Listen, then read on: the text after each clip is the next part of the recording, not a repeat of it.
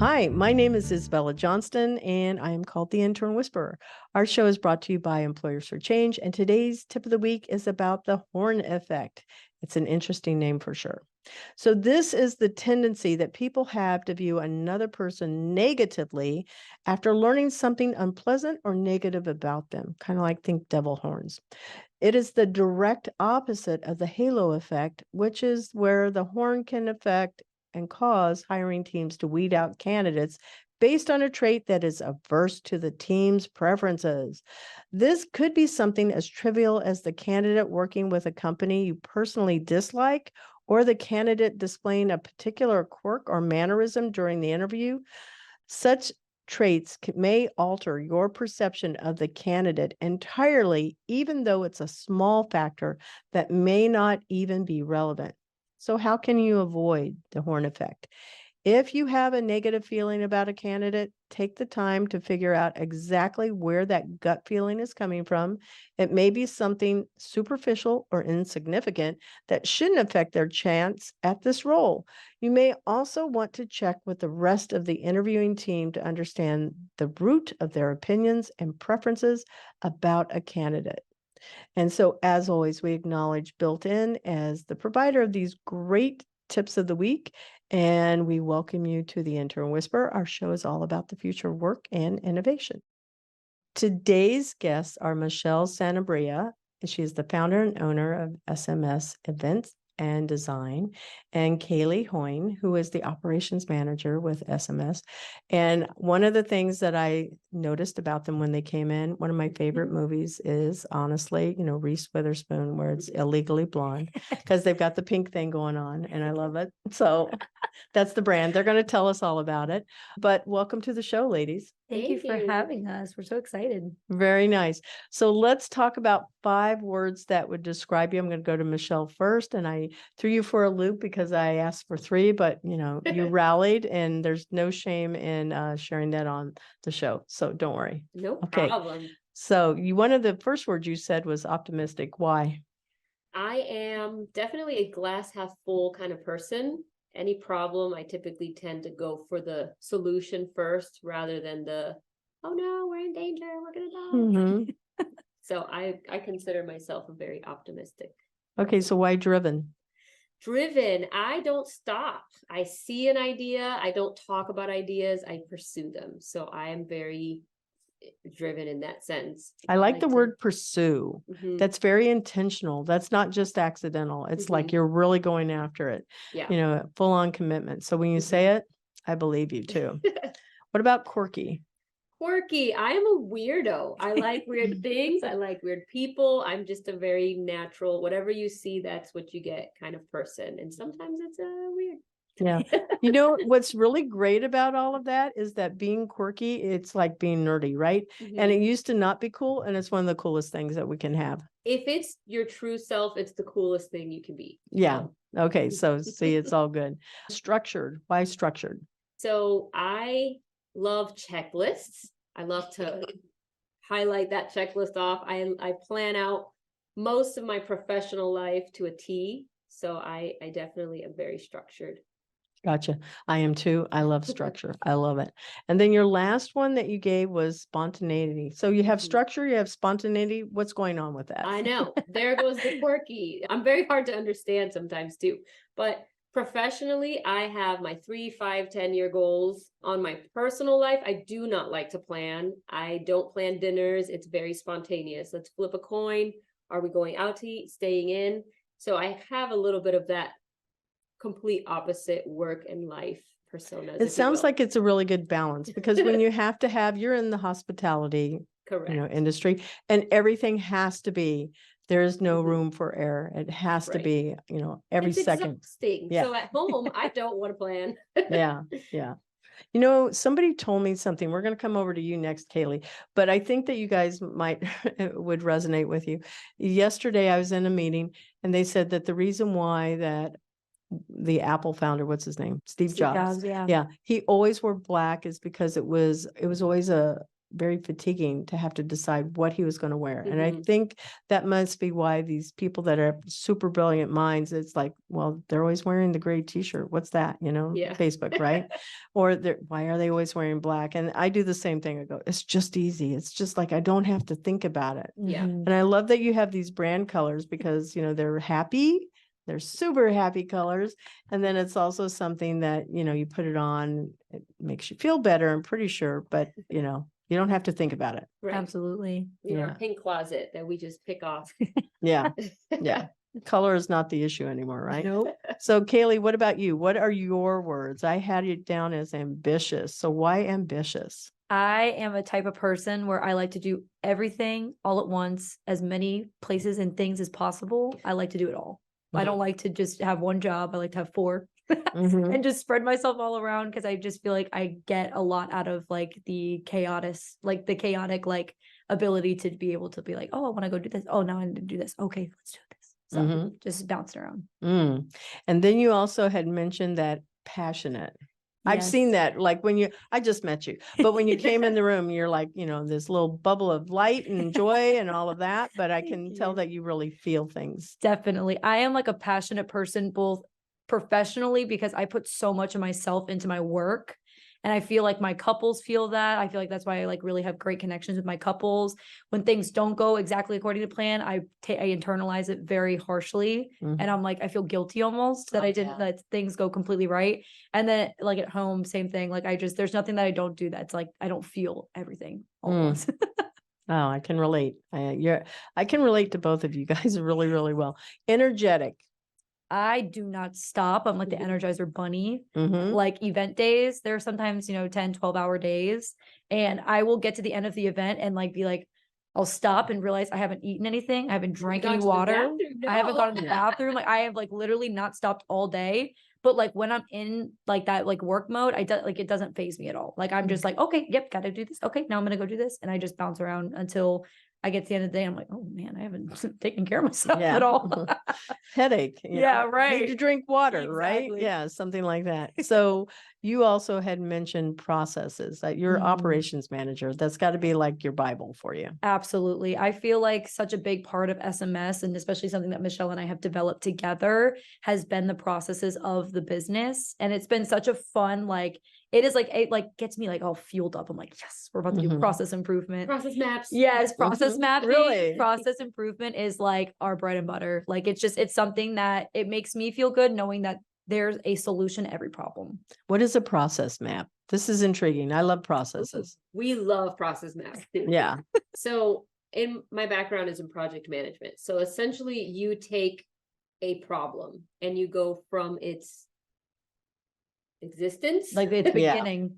from its beginning to the very end, and you process every possible obstacle, every possible So it's like a decision solution. tree, maybe something like that. Yeah. Where Yeah. if this Yeah. happens, what do we do with this? Yes. Exactly. And then once the process map is done, it becomes your SOP. Mm. Your standard operating procedure. It becomes, okay, this is how you handle this particular situation. Yeah. So we do them a lot. I love that. Yeah. Oh, it's so fun. Mhm. Bubbly. I mentioned this about you already, but let's go ahead and go with this Yes. word. Why Oh, bubbly? bubbly. I feel like I just like, I don't know. I feel like I'm always like in like that very like happy, just feel good mood. And I like to put other people in a feel good moods. I like to think of myself as a funny person. So I feel like with my bubbliness, like I like to make people laugh and feel good and stuff. So I feel like I kind of exude that to other people too. I'm sure you do. So your educational background, we'll bounce over here to you and we'll start with you. Where did you go to school? How did you end up to where you are now? How did you meet each other? All of that good stuff. Absolutely. Well, I went to school over at UCF. I got my bachelor's in event management, Mhm. and I had started working in the event industry about a couple of months prior to graduating, which was in 2020, oddly enough. So Did you go to Rosen? I did. Okay. Yeah. It's an So excellent program. absolutely. I learned so much from going to school, and everything that I've learned from school has been excelled upon at this job, which has been awesome. But when I first started working in the event industry, it was kind of post-COVID. It was weird times, Mhm. that we had super weird restrictions in place. So I worked in a couple different industries. I did, venues. I actually was a bridal stylist for a little bit. Wow. So I did lots of different things, but I always knew I wanted to be an event coordinator. I knew that from the time I was in high school that's what I wanted to do. Mhm. I got an opportunity, got an interview with Michelle, and literally we've been attached at the hip since. Yeah. So how did you find that? Was it posted at school? How did you get there? I actually just found like a job posting on Indeed. It was just like a random posting. I applied to anything that was event related because at that point I was about 8 months in, really getting my feet wet in the event industry, but I wanted more. And it was actually a completely different position. I was doing like sales and marketing. So very different, but I started there and just kind of found my way to Michelle. And then we were working together literally every single day for the last 2.5 years. So. Mhm. That's a nice story. How about you, Michelle? Where'd you go to school? So I have a little bit of a different story. I actually came here at this campus. Valencia East. Valencia So for our building. listeners. So it was kind of nostalgic to come back. It was kind of cool. But I started my journey to business school in Valencia. And then I soon stopped coming to school. Right out of high school, I had a job opening franchises for a local coffee shop. Wow. So I opened about 3 or 4 of their franchises. I mean, I'm just kind of figuring it out. I just kind of out of high school. I've got my checklist. I'm just figuring things out. Realize I kind of have a knack for this. Organizing. Yes. And then soon after, I started a company for consulting. So small business consulting, again, figuring it out on my own. I opened a franchise. I can teach people how to open businesses as a little 19-year-old thing. Yeah. So I started that and really realized this is something I love. I love business and I love structure. So how do I put those two things together? I did have a little bit of success with the business consulting. I helped open 2 locations. And then I kind of got adopted into the Advent Health family where I was there for 13 years. So They're very service oriented. Yes. Yeah. I love it. I still bleed blue. It's Yeah. my home. So that's where I really polished a lot of my professional skills. I mean, 13 years, I learned a couple things. Yeah. I kind of moved up within the organization to then become a project manager, kind of handling more system implementations, new locations as a project manager. While I was doing that job, one of our current business partners offered me the chance to do a wedding. They're like, hey, would you like to help me with a wedding? And of course, everyone's dream, they saw the J-Lo movie way back in the day. And they're like, oh my gosh, yes, I want to be J-Lo with the earpiece and like do a wedding. So I said yes. Not knowing, I've never done a wedding. I don't know what I'm doing. Again, just kind of figuring things out. Needless to say, the person introduced me to the client as the #1 wedding planner in Orlando. Oh, wow. High praise. No pressure. I don't know what I work at a hospital. So, I mean, I took that very seriously because that's a lot of pressure, but I don't give up. Right. So I'm like, okay, I'm the #1. What does the #1 do? So Google was amazing at the time. I Googled every checklist you could possibly think of. Needless to say, I killed the wedding. It was great. Good. It was a very good wedding. I'm still friends with the couple to this day. That was 5 years ago. And that's where it just clicked. I was like, I have to do this. This is a passion. I love what I'm doing. It's a business. It's structure. It's fun. It's got everything that I would want to do. And then first year in, we did 60 weddings. And now we're averaging. That's a lot. Yeah.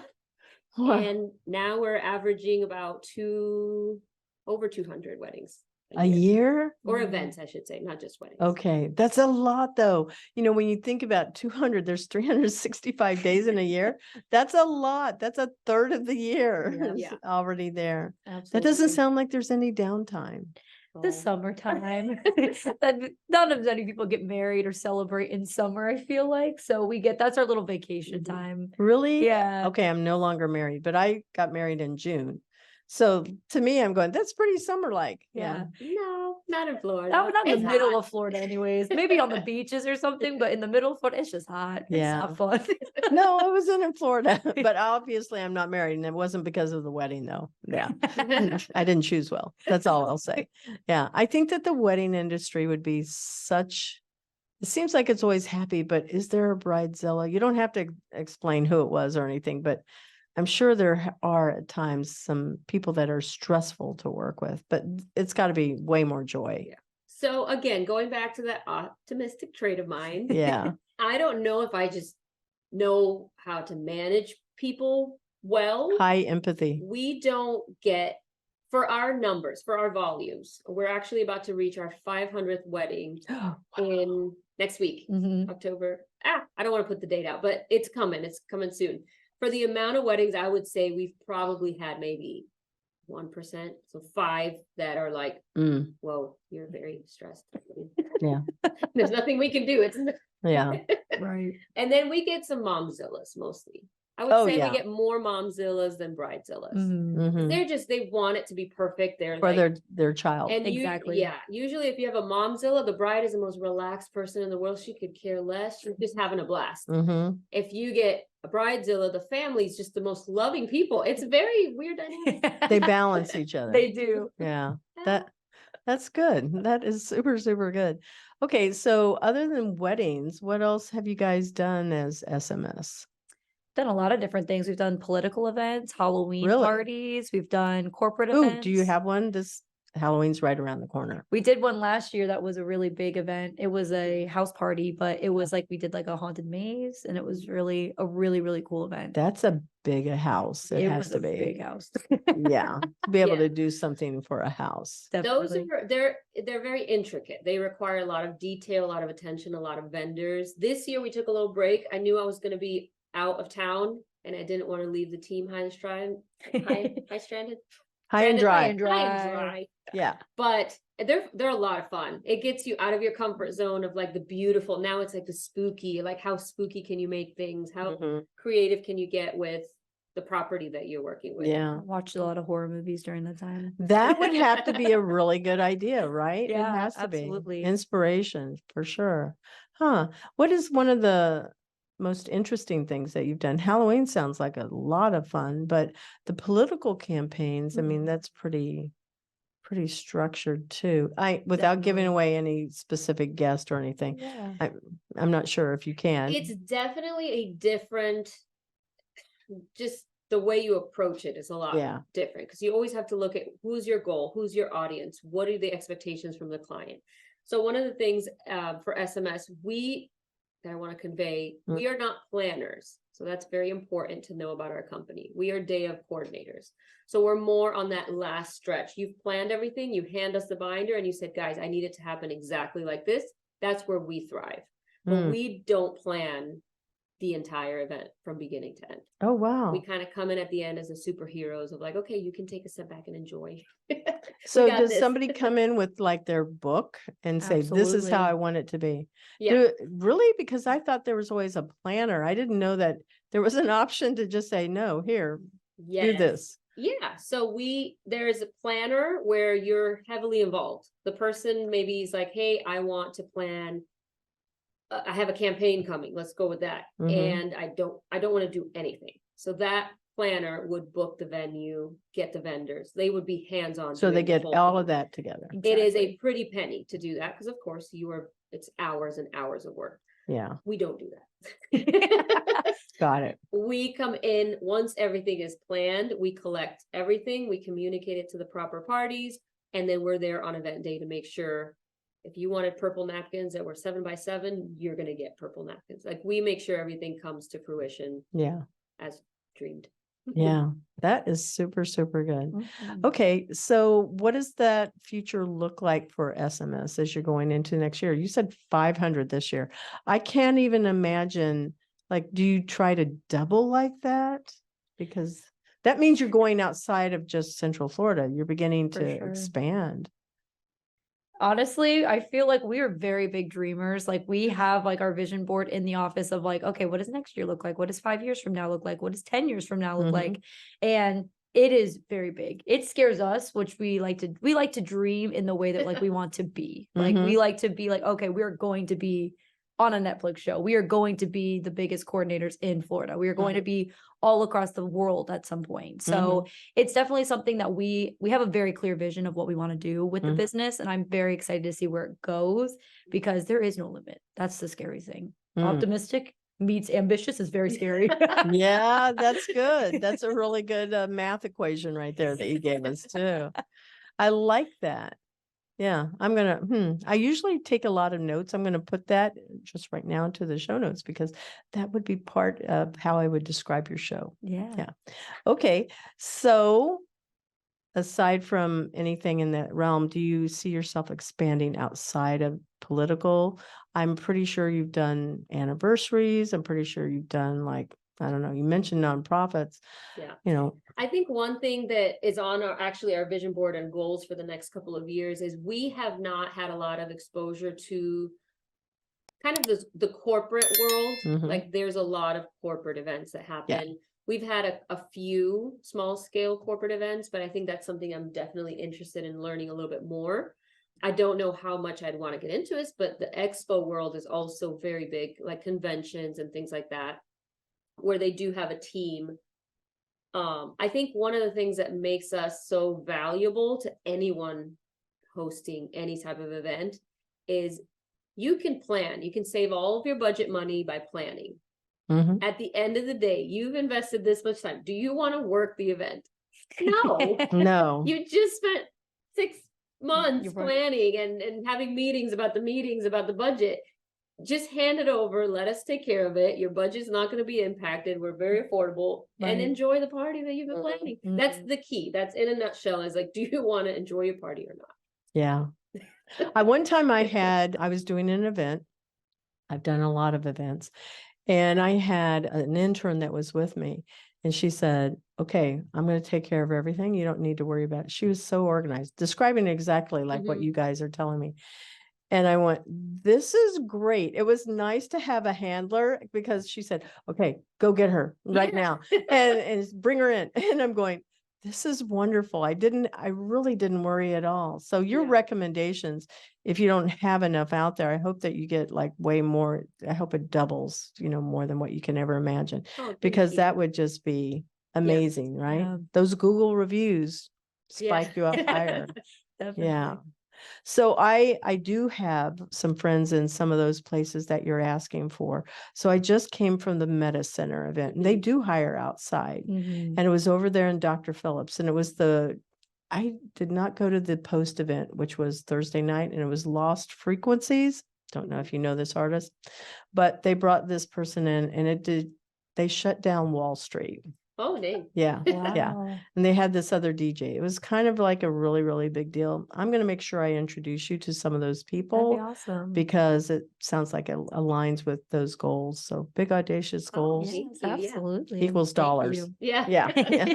Yeah. We'll add that one to it. Okay. So Caleigh, what is the hardest lesson that you learned that changed your life? I think in terms of like overall, like the biggest lesson I've learned is how to be good at communication. I feel like a lot of people just put on the resume like, oh, like a great communicator Mm-hmm. and stuff. And especially like me, like a little peon coming out of school, I was like, oh, I'm the best communicator. I was awful. Like there was no like telling how much I was about to learn when I got into this position when it came to how vital communication is, not only just to like talk to clients, but talking to, vendors and venues and all these people that we work with, and just being like very good at, continuing to like keep everybody in the loop. Mm-hmm. I feel like everyone kind of thinks that they're good at communicating, but They do. But communication is such a like valid skill that I feel like is like you need Almost to lost have it. nowadays. Too. Yeah, I don't feel like we have it as much. And like even like I remember when I first started working for Michelle, like one thing I'd be like, she'd be like, oh, did you do this? I'm like, yeah. Oh yeah, it's done. Okay, did you follow up? Oh, no, I didn't follow up. Okay, Mhm. follow up. And then a couple weeks later, hey, did you follow up with them? Yeah, I followed up. They never answered back. Okay, follow up again. Yeah. And it was just like that little like repetition. I was like, okay, like I feel like I'm bothering them, but all right. But it's just like that, it's just like keeping up with people, making sure you're checking in on people. Cause honestly, something that we find too with weddings, we have people that just sometimes don't answer us. Cause, if you're, have a full-time job and you're in the weeks They're leading to your busy. wedding, exactly, you're not going to answer us. So I feel like, just like having that like, consistency of like, coming, like following up with people, making sure, you're communicating, the same idea to everybody, making Mhm. sure, like today I had to send an email to the client and the vendor that they were working with, just to make sure that they both communicated with each other. I So- totally understand what you're saying. I always copy myself on emails.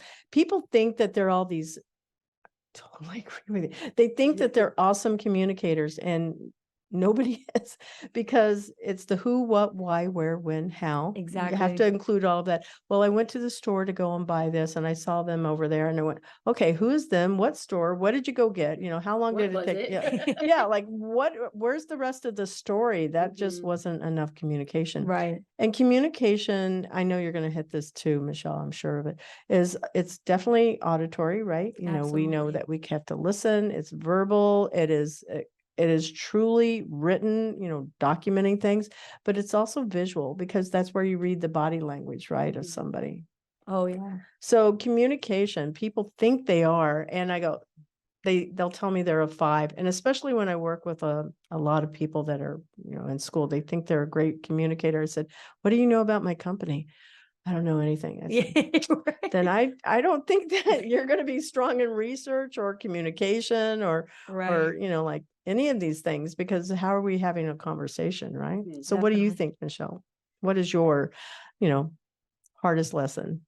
Oh, I'm who's going to throw gonna this one at you. chime in on I think the hardest lesson that I've had to learn, and it stinks because I learned it now. Is that cliche where it's like, I wish I knew this as a little 19-year-old Yeah. opening up consulting business and what even about. And the biggest lesson is just there's no reason to fear things. Mm-hmm. Like there's a lot No. of things we don't do because of fear. And I've lost a lot of opportunities, or maybe where I could have been with SMS today had I not I don't want to, I'm speaking on a microphone. I would have never in a million Mhm. years. So if I would have just taken that fear out Mm-hmm. coming out of, college or high school, where would I have been? That's My- a tough lesson. It is. And the previous 2 guests have said the same thing.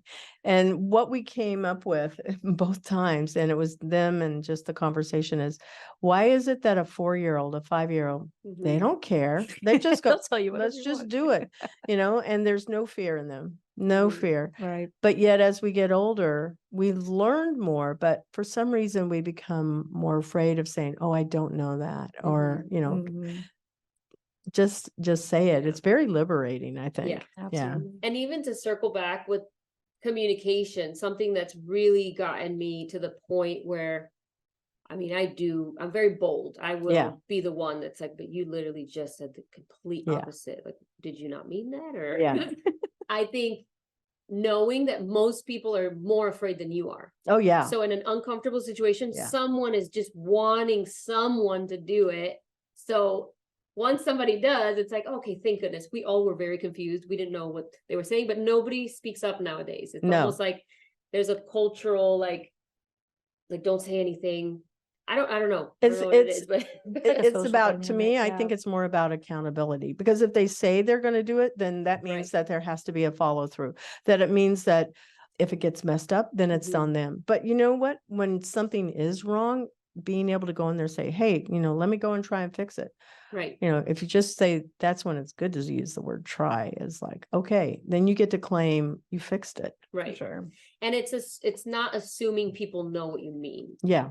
It's like, I think that's where we come a lot with our in the work is we sent out an email assuming they understood it, or assuming No, they they read it, don't. or assuming they knew exactly what it is that you expected, when if you wrote it out in the beginning, hey, this is what I'm thinking, here's the ideas, what are your thoughts? I need 3 thoughts by tomorrow. Is that okay? Mhm. Like you've put the ball completely on their court Mhm.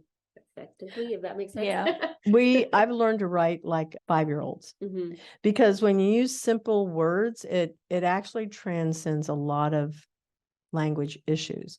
So whether it's they speak multiple languages Mhm. or just a second language, if they're actually scanning and skimming, then simple words are easily digested and they can be understood.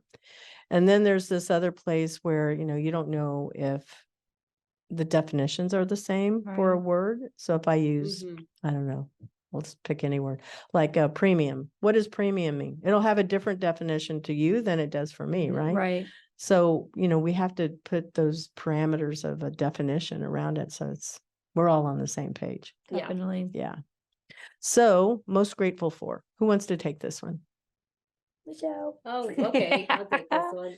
It's going to be very cheesy, but I'm super grateful. I have a couple things to be very grateful for. One, I have a really good family support system. Like I'm a positive person, but then when I'm feeling down, I got another one that's like, hey, don't worry. That's not that big of a deal. You're going to be fine.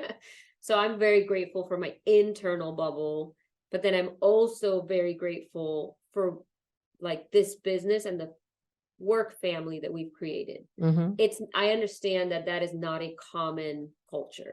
So in businesses or in any job, you have drama and you just have like unnecessary issues that get kind of weeded into the work life.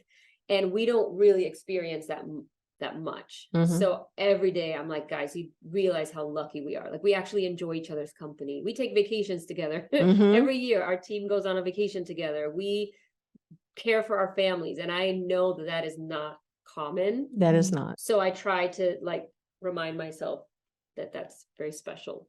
And then with the business, I pinch myself every day. You're so in the weeds sometimes. Like we're very busy. We're constantly doing emails. We're constantly talking to clients. And it's almost easy to forget where you are, how far you've come. So it's very humbling to look back and be like, oh my gosh, we're legit. Like this isn't just a little coordinating thing. Like we're doing something bigger than what we had dreamed of. So it's very humbling. So I'm very grateful. Yeah. I like that you identified that, because many times when I drive around, I sit here and I'll see a little tiny, like a hot dog stand, right? And I go, somebody started their business like that. And then they became Chick-fil-A or whatever, right? They don't have hot dogs, but you get the idea, right?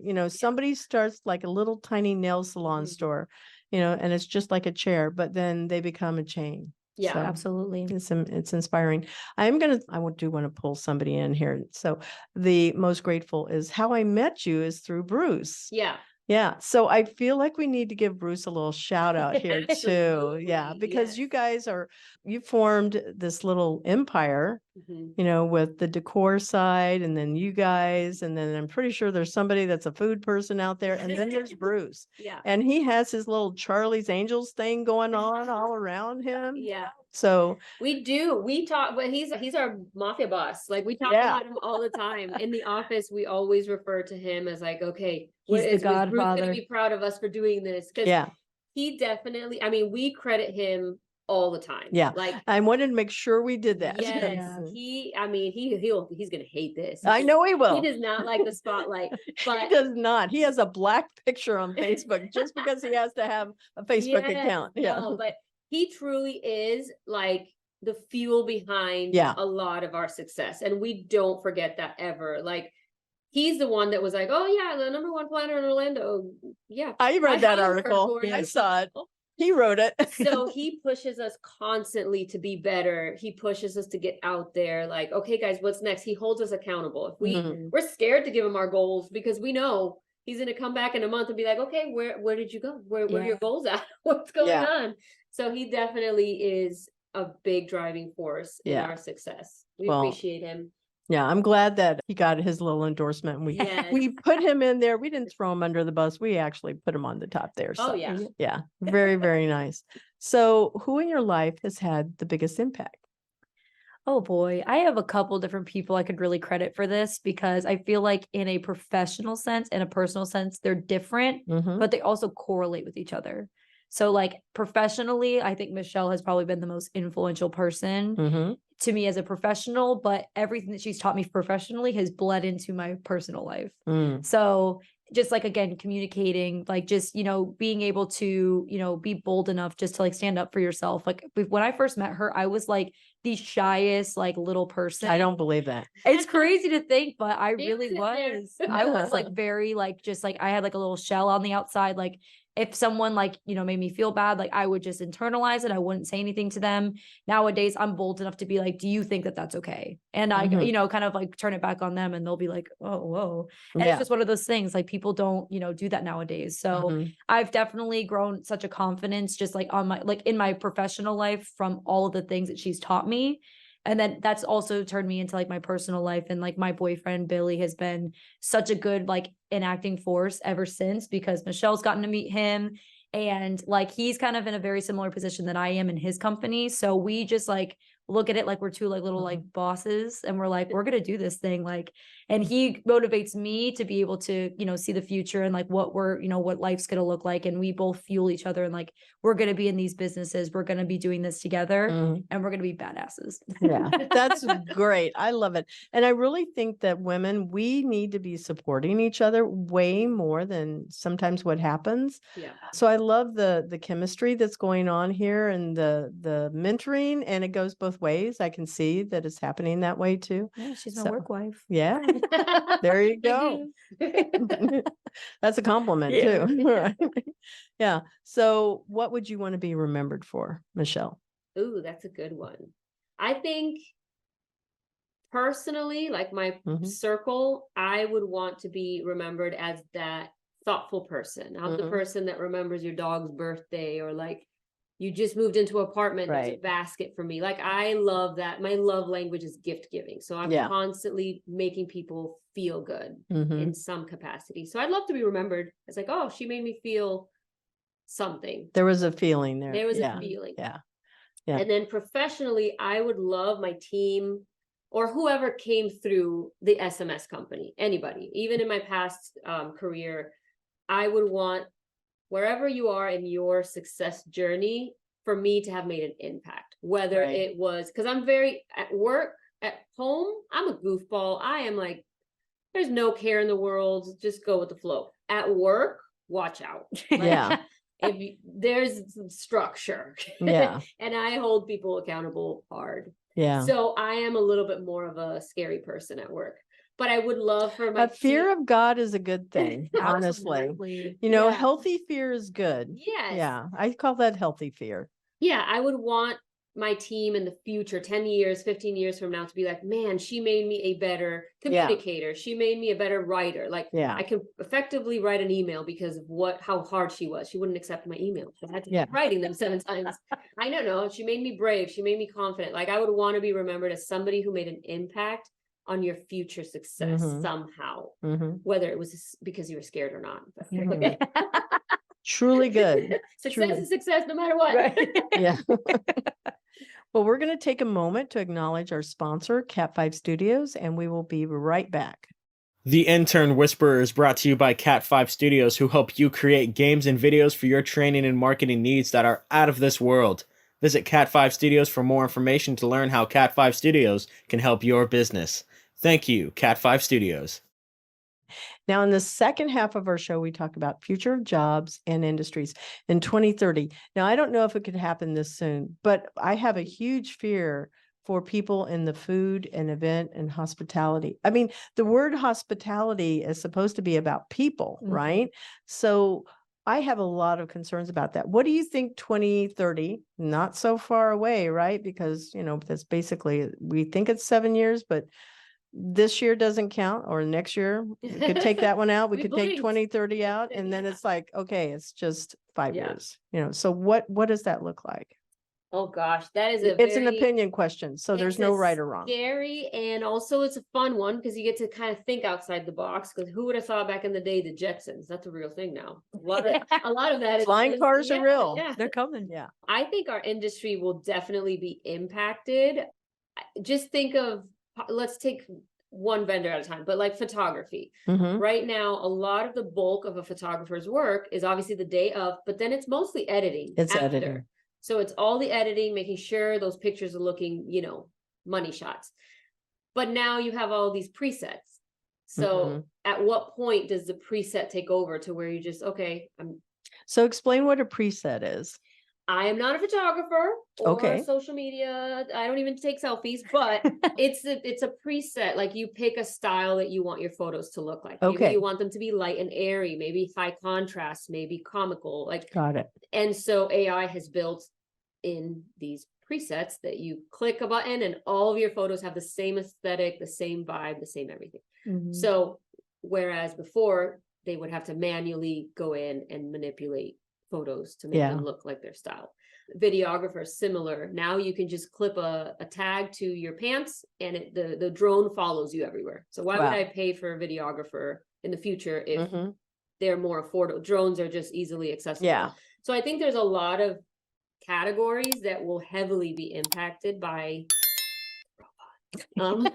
Somewhat, right? Because we Yeah. know we can do a lot with our phones. Yeah. Just, our phones. Everybody, we have like multiple cameras. We can shoot Mhm. videos. We can make movies with them. Mhm. So it doesn't mean that you know how to use it. So Right. there's those people that, we have these tools, but it Mhm. doesn't mean they know how to use it well. Well, I mean, I know we're talking 2030, but in 2023, my last 2 clients that I met with, they opted to not go with a videographer. They paid for an app. So everyone Mistake. took photos on their phone. They get downloaded to an album. So, I mean, people are looking into that as a way to still get photos. They get a preset. They're going to look beautiful, but it wasn't a person. So I think there's a lot of opportunity, which is beautiful. I think AI is a beautiful thing, but I also worry that it's convenience driven. So at what cost does that, which I guess is Yep. another question we're going to go to later, but Yep. And we can bring that up. It doesn't matter. We don't have to wait for that particular question, because my concern is always about like, what happens to the people? right. I don't know if you ever remember the movie WALL-E. Absolutely. Okay. So WALL-E, they're all like little dumplings. They just sit in a chair and, like Roll out, that's yeah. it. And then there's the robot there. They've got a lot of movies. You can pick Terminator. You can watch I don't know if you guys watch Black Mirror, but Love it. It's very dark. it is, but it's so true. If you have an open mind and you really internalize it, it's very deep. Yeah. It's also a cautionary tale. Like, Yes. put some rails around this, so that we're Right. engaged. We're Right. not just on autopilot. Mhm. So I feel like there's so much that is there. One of the things that we were talking about as you mentioned robots, I have a fear that means that internationals, people that are, just straight in high school, that, these types of jobs can usually be the first job they get when they're at a food restaurant, or Right. they're serving, right? They're doing something that's related to, call it hospitality and food. That means there's going to be some people that can't have jobs. Right. So there's people that are doctors that are driving Uber and Lyft that came to this country. Right. What Right. happens to these people? Where For do they sure. go? Mhm. Those are my questions. I don't know if we have Definitely. answers for them, but it's something that I think that we need to discuss. For sure. Just because we can doesn't mean we should. Right. Absolutely. And for in my opinion, I Mhm. just feel like it comes at such a high social cost. Yeah, I like this concept. Yeah. Meaning, so technology is essentially created for convenience, efficiency, and there's one more thing. Like it's timing. So Yeah. time, people don't have time. So they build things to take care of that. Mhm. But at the same time, let's take the calculator. Mhm. Once that thing came out, if I had to do long division right Remember now, the it would take abacus? me a minute. I would just need Yeah. a minute in a quiet room with a pencil and pen. Yeah. And it would take me like a little moment to kind of, okay, how do I do this? Why am I doing this? I have a Yeah. calculator. So take that and scale it to, okay, now we're talking like industries, like a tech in a Mhm. hospital that relies on the computer, and all of a sudden they take that away. I don't know. There's a technical war, AI war, Yeah. and now we don't have computers. Hello. They're waving. Tour going on. At what point are we able to sustain ourselves socially without these technology to Mhm. help us? I feel like we couldn't. We're so reliant on a lot of these things that take them away, and it's a scary world of little Yeah. zombies because we don't know what to do. We're like, oh my gosh, what do I do? Yeah. Where's my phone? How do I get to my house? Because I can't No remember how to GPS. get Yeah. So that's my biggest thing, like socially. At what cost is all of this advancement Yeah. going? Yeah. I hear that. I hear it. So we threw some robots in there. I know that robots is something that's in Osceola County. There's a restaurant that uses robots to bring their food, Mhm. to their customers. There's a McDonald's that has no humans in it, and I can't imagine going there. And I cannot imagine having some type of AI I mean, it's possible that could replace, like what you guys do, Mhm. but how could it make sure that everything is exactly, Right. moving at the space, and it's anticipating those decisions that you were mentioning. Yeah. I do know. Oh, no, you had a thought. Back to you, Caleigh. Back to I you. was gonna say I know that for like our industry, like in particular, like the wedding industry, event industry, this is a very people-driven industry. Yeah. So I think for like at least our position, and I even think that even for like photographers, videographers, like we have so many clients that are like, well, who are we going to be working with? Is it going to Mhm. be you? Oh, is it going to be one of your team members? Can I talk to them? So I feel like this is still such a people-driven industry to where Mhm. people want to work with people. Yes. Especially for their big day, because like you don't want to be able to afford, any errors or anything like that. And Mhm. I think with like AI, especially with it being in such like the beginning stages right now, it's Mhm. just such an unknown. Mhm. So I don't see like I can see like how in our industry, especially like within now times with AI technology like ChatGPT and all these things coming out, Mhm. I think that we see kind of small business owners gravitating towards those tools for social media marketing or content and stuff like that. But I think in terms of like replacing the actual service is going to be a hard thing to do. I would agree with that. I feel like I saw October 8th, this 60 Minutes, and they had the godfather of AI. He actually invented this back in the 50s. Oh, that's wow. crazy. He is the person that invented AI, and they had him on there. His name is Jeffrey Hinton with a G.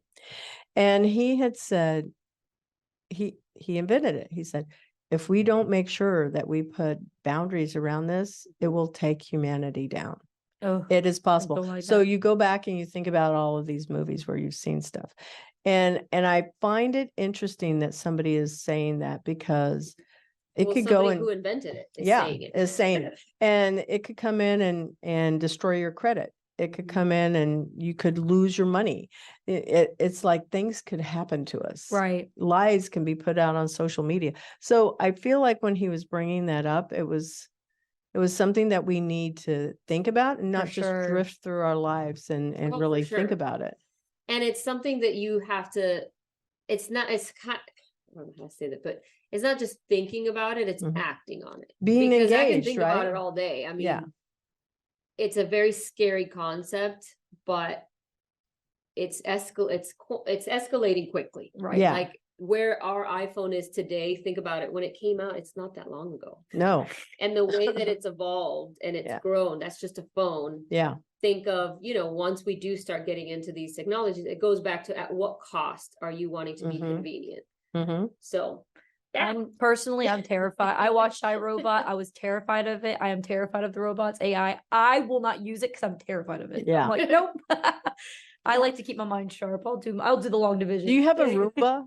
I don't. I want to get See? one, Yeah. but I haven't gotten one yet. Yeah, Roomba is a little robot. it is. You know what? You just talked me out of getting one. Thank you. There you go. There you go. Something to think about. But whether it's a phone or whatever, I mean, it's here, and we just need to be aware of what's going on. For sure. So what we touched on the ethical dilemmas. Is there anything that you guys, well, I don't think we touched. We did a good job of addressing it. What other ethical dilemmas have you guys seen or that you've thought of? We talked about people and jobs and what it could do there, and the use of robots in it, and just the guardrails. I'm not sure if there was Yeah. anything else to add. I Just would throwing think it out there. aside from the people aspect, it's more of that cultural impact. Yeah. It's a social impact. It's like, at what point do we depend so much that you're no longer like able to have a normal, you can't even write an essay anymore because, No. So at what point do you no longer become a functioning adult because you are just so Right. reliant on the AI Technology. part? Yeah. I think that's my biggest ethical, like, Right. you're just a soul. You're just walking Right. around the world like, Yeah. there's Mhm. not much there. Come Yeah. on, ding dong. Yeah. Air conditioning. This is one of the things somebody had said to me. When air conditioning was invented, it made it so that people stayed inside. They Mhm. didn't go out and they get to know their neighbors anymore. When we had phones, like, smartphones, it made it so nobody really learned phone numbers anymore. Mhm. So Yeah. there's these things that, yes, we don't do that, but what is it that's being replaced with it? And Mhm. Right. I know with technology, it moves super fast. And so people don't take the time to stop and read and Right. really absorb what's being said, being present. Mhm. So I feel like we should be paying attention to all of these things because yes, it's a gift, and all good things that are gifts. Everything in moderation, including moderation. Yes, that's a So, good one yeah. too. So, what best mentoring advice do you guys have to share with our listeners? And just so you have a full idea, listeners, our favorite, aside from the United States, is the Ukraine. Not sure why. Well, I only have one person that works with me from the Ukraine, and she's here in this country. So it's interesting, but it is listened to globally. It's Mhm. about 48% male, 52% female. Wow. It is not students that listen. It's actually people that are in business owners, thought leaders, educators, things like that. I love that. So Very now cool. that you have a better idea, everybody could potentially be a client for you guys. What mentoring advice would you like to share? There are students that listen, but it's not as high as one thinks. Yeah. Mhm. Do you want to start it? Yeah, I think that's something that I feel like I've learned from being mentored, and then also from going from, being in school and then coming out of school. Like, I wish I would have put myself into more uncomfortable situations. I Mm. don't feel like you should be afraid to be uncomfortable when you're learning, because it is uncomfortable. Like, Yeah. I know for myself, when I was in school, I talked to other, students who were, they had all these internships. One of my best friends, she had many internships. Like, I didn't do a single internship while I was in school. I worked. I actually had a real job, and it wasn't necessarily what I wanted to do, because I wanted to do event coordinating, and I was a server. So it didn't necessarily correlate. It was hospitality. And I just wish that I would have taken the time to be more uncomfortable with putting myself out there enough to go to more interviews for, to be considered for internships, because who knows where it would have gotten me. And now I'm not as upset about it, because obviously it's gotten me really far. So Oh yeah. it doesn't, faze me as much now. But I do wish, if I was telling someone else, just go for it. What is the worst that's going to happen? They're going to say no, then go for another one. Yeah. So, no. Raise something interesting, because I think that actually being a server is one of the hardest things that you can do. And it had to prepare you for, disappointed customers, and how do you handle that, and then, Absolutely. time management, the food isn't coming out on the table fast enough. There's so many things that it had to Right. have helped you. Communication, For it's hidden sure. everything. It does. And I mean, I credit so much of even myself, in terms of my service, my hospitality ways Yeah. to being in food industry. I work for Chick-fil-A, obviously, my pleasure. I Yeah. know they have very high standards of hospitality. And then, Yeah. you go to being a server, and they're, people expect a very high, expectation of a server. So going from being that to, going into wedding coordinating, it's a lot about managing people. Yeah, it is. Same thing. So, I mean, I learned a lot of the principles that I needed, but I wish I would have gone and gotten more direct on the job experience, going into events and being a wedding coordinator, what have you. So again, I mean, it didn't lead me that astray, because I'm in a really good place, but obviously it's definitely something I would push to other people. You got this, you do it. Well, I'm sure they're going to be listening to that. How about you, Michelle? What's your best mentoring advice?